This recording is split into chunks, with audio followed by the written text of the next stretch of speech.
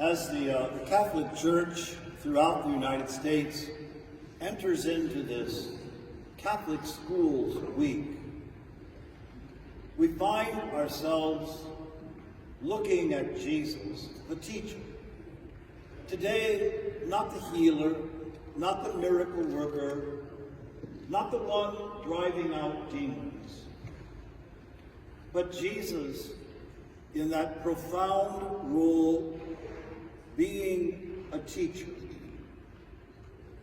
We're told that he went up on a mountain, as Moses had done in the Old Testament, to meet God and then to come down from the mountain with 10 commandments. Jesus, in the New Covenant, goes up the mountain and teaches not 10 commandments, but 8 beatitudes. Jesus begins to teach a people of his day, and certainly true of our day, where people strove for wealth. People were striving for power, to be in control. People were striving to have prestige. How many times Jesus had to say to people, when you're invited, don't go to the first place, go to the back, and then let yourself be invited up. But don't be always looking to be in the first place. I hesitate to say that to children, because children need to strive for excellence. That's the purpose of that age of life. When we're young, we're striving. We want to achieve. We want to find our place in the world. But Jesus is talking about another way of reversing that. How important it is that we not always be in that position of wanting to strive, succeed, be the best at everything. He presents to his disciples a different pattern of life. One that calls for, as the first reading said, humility, humility. And the people that Paul talks to in the second reading, reminding them that they're not the well-born people. They weren't born into fancy families. They're not particularly great people. But those are the ones God has called to be his community of faith. Jesus gathers that group of people that day and begins to share with them a different vision for how to live in this world.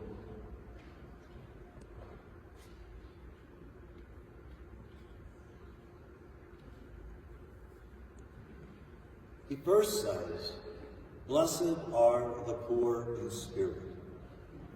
Blessed are you. And blessed means holy, privileged, blessed you are. If you can associate with those who are the little ones of the world, you be poor in spirit, to be among those who feel marginalized and pushed aside. You will be blessed if you are poor in spirit. A week ago, Saturday, I was invited by another pastor in Over the Rhine to attend a memorial service for Johnny Blackford. I didn't know Johnny Blackford, but I'd been invited to the memorial for Johnny, so I went. And I was ready to go up into the church, and I said, no, we're going to be down here in the dining hall. There I was among 10 or 12 people who knew Johnny Blackford. It was a different position for me to be in because I wasn't leading a prayer service. I wasn't preaching. He did need me to do a reading. But I was just among the folks who knew Johnny Blackford, and who were very sad that he had died. So it's good sometimes to be among people and not have to be on stage. or in the limelight by any means. But there was something comforting about that, of just sitting among the folks who were there as they gave their testimony to the goodness of this man called Johnny Blackfoot.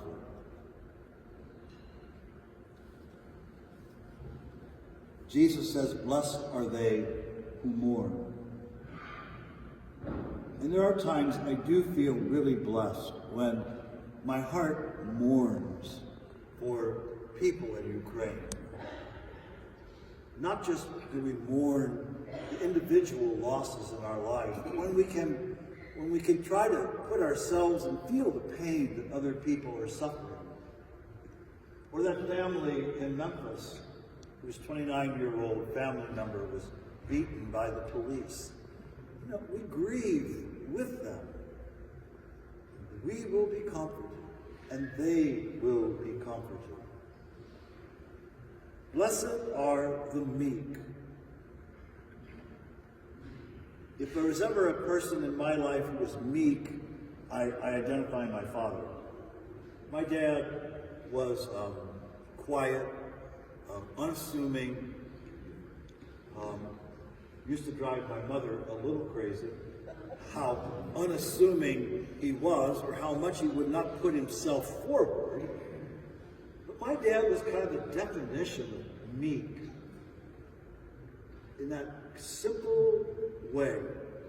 Blessed are the meek, the humble, the less than well-educated, but the hard-working. Blessed are those who hunger and thirst for righteousness. When we ourselves hunger for that, for justice, justice according to the way of God, there's a certain blessing that comes with that. We're blessed when we're putting ourselves out there and working for the deeds of justice. Blessed are the clean of heart. When my heart and my desires and my interests are not scattered around everywhere, but trying to align my heart with the heart of Christ as much as possible. Blessed are the clean of heart. Blessed are the peacemakers. You may be a peacemaker in your own family when the volume goes up in the home. Maybe never that's true of your kids, but it's true of some of these other people here with kids. Sometimes the volume goes up in a family, and somebody has to bring down the volume. Somebody has to be the peacemaker in that moment, whether it's in family life or in your work or sometimes even in school. Mr. Clemens has to be a peacemaker.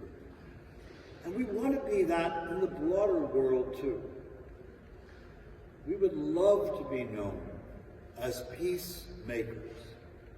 And finally, he says, blessed are those who are persecuted for the sake of righteousness, who bear the insults of the world because they do strive to do what's right and seek the justice of God. Recently, Pope Francis was asked about some of his critics, and he's got a few. Some of them wear red hats, but and he answered and said, "Oh, it's like a little rash. It's I'm not going to let them unsettle me. Just a little rash on the skin." Yeah, whether you're the Pope or whoever you are, there's potential to be criticized and to be persecuted because you are trying to make the gospel of Jesus Christ front and center in our world. Jesus offers us a better way. He offers us this way of these 8 Beatitudes. And over the next few weeks, before we get to Lent, we'll be exploring more of the 5th chapter of Matthew, that Sermon on the Mount, as he encourages us, teaches us a different way, a better way, that we can live in this world and be children of the kingdom, children of God. That we will know mercy as we have given mercy. So today again, we are learners sitting here, we're all learning from the primary teacher of our life, Jesus Christ. And what he's teaching us is pretty radically different from some of the other ways that we maybe are hearing how we should live. We live humbly among people. We live as servants. The 8 Beatitudes is almost a description of Jesus. I mean, nobody lived those 8 Beatitudes better than Jesus himself. It's like his job, not just a job description, but it's the biography of his life. This is how he lived. And inviting his followers to try and do likewise.